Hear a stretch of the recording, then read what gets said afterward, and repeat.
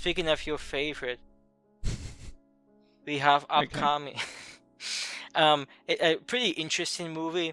A Stranger is Watching from 1982, directed by Sharon S. Cunningham, who probably most famously did Friday the 13th. Probably. He's Yeah. probably most known for that. And I suspect a lot of people who watch it just to see how he would do compared to Friday the 13th, even though this is apparently based off a book by Mary Higgins Clark, which I did not know.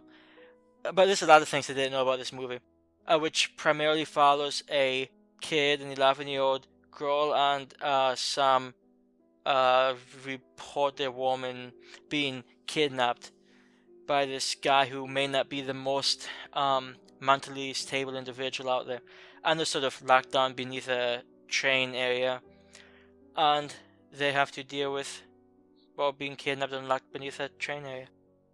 So this movie, I think, to me, is interesting for a few different reasons. Among them, it has a very urban, gritty crime feel to it, which I don't think takes away from the horror.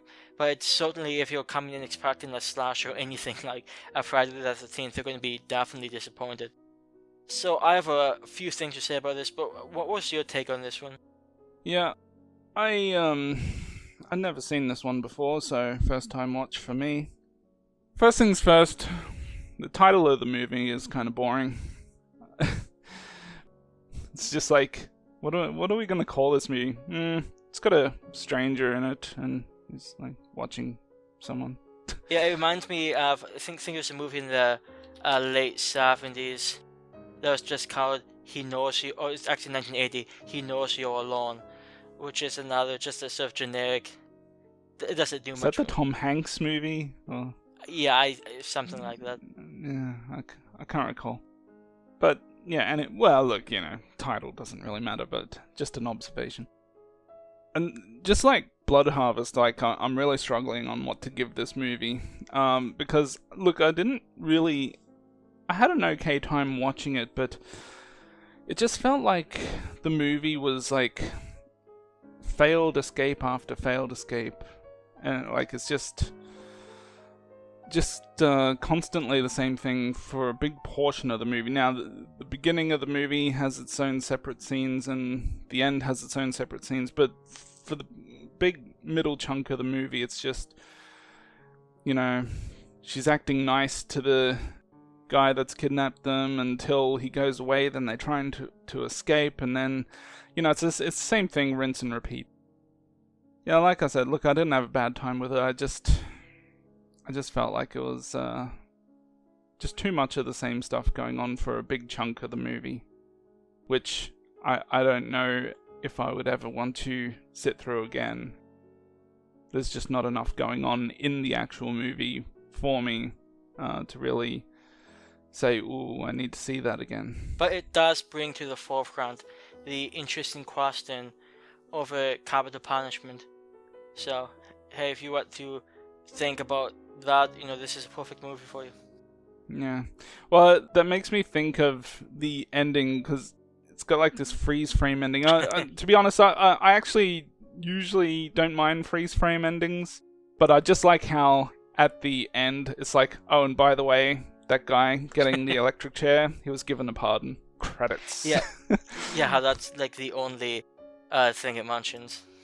Yeah.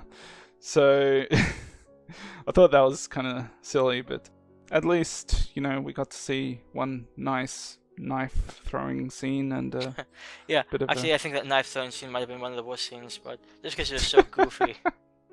Yeah. I wonder if he still made the sandwich.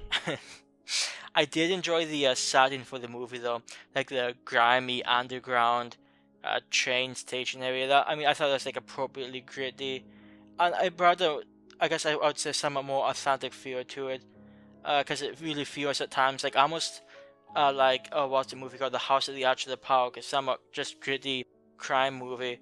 Obviously, this is a bit more polished, but at least it feels a little more real.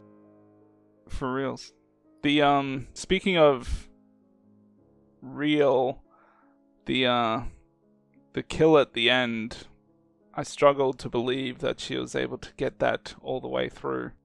Hey, at times of extreme panic, a woman's hands can have strength that men cannot know. Yeah, well, didn't seem to happen in Blood Harvest. God, give me the strength to kill him. Hey, she tried. Yeah. I don't necessarily mind these types of movies. It's just the got COVID.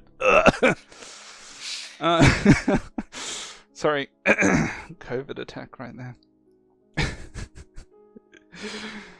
I've lost my train of thought. Sorry. Okay.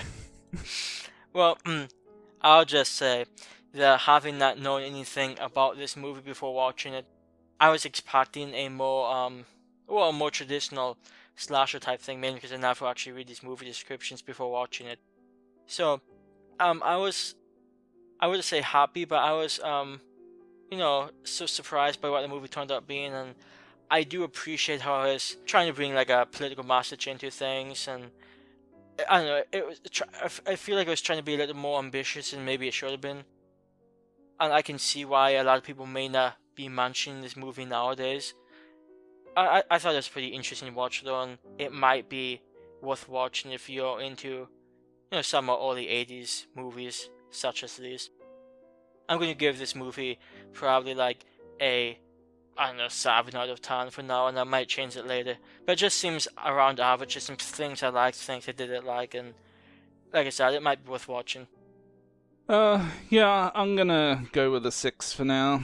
I didn't have a bad time watching it, but like I said, there's a lot of scenes that just rinse and repeat scenes of them trying to escape and then resetting and then trying again, and I get it, but at the same time it's just, I mean, of course that's what you're gonna do in that situation, but still, I just felt like the movie could have had a little more meat in there somewhere, or at least show some meat, not necessarily the killer's meat. I am happy you made a distinction.